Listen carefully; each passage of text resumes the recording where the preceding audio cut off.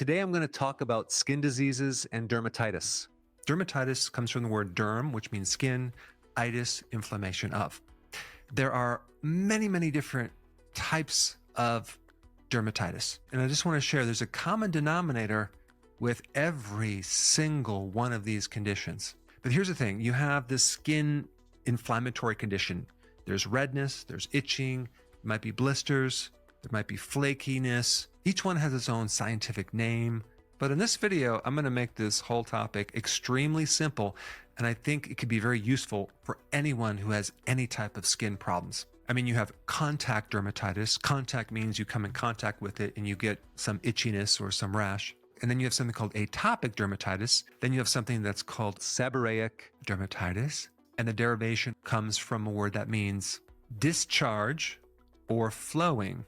And you have many different types of dermatitis. Lichen planus, impetigo, candida dermatitis, psoriasis, eczema. So you have all these very scientific sounding descriptions of various symptoms that revolve around your skin. But basically when it boils down to skin problems, you either have some type of reaction to something like an allergy reaction, or you have some type of immune reaction that's reacting to bacteria, a virus, a fungus, etc. Many of the symptoms from skin conditions are really coming from our own immune system that is reacting to something. So you can consider a lot of these conditions as an over-reactive immune system. So what's the most common treatment? Steroids, topical or oral. It suppresses the immune system.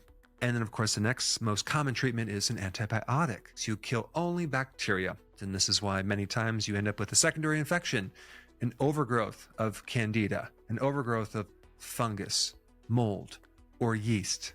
What you need to know is the superficial part of your skin is a universe of bacteria, microbes, all different types. It's called commensal relationship, where they don't bother you, you don't bother them, and everything is just fine. And then the skin itself is a barrier, because right underneath the skin, you have a huge network of lymphatic tissue, blood vessels, capillaries, which is just filled with immune cells, ready to protect you against foreign invaders. So what's the common thread or problem in all of these conditions? They all seem to significantly respond in a positive way to taking vitamin D. For example, when you have hives from something called contact dermatitis, so you got this itchiness. Well, vitamin D inhibits the cells that make histamine. They're called mast cells. Vitamin D lowers the histamine response. Vitamin D is the main regulator or controller of your immune system. And even if you look at almost every single one of these skin problems are worse in the winter. What a coincidence, when we have the lowest amount of vitamin D. They're also worse under stress. It just so happens when you raise cortisol from stress, you deplete your vitamin D levels. Now, even with acne, for example, that involves the sebaceous gland, when you take vitamin D, it can help shrink and normalize the sebaceous gland and help regulate the overproduction of that oil. Seborrheic dermatitis, one version of that, if it's on the scalp, is dandruff, and you can use vitamin D cream to successfully treat dandruff. Eczema, psoriasis, vitiligo, as well as alopecia are all related to having a vitamin D deficiency. In fact, it's usually the low vitamin D that triggers an autoimmune disease. But here's the interesting thing about microbes, because if you have a type of infection on your skin or anywhere in your body with a microbe, what some of them do is they start to reduce the vitamin D receptor in your skin.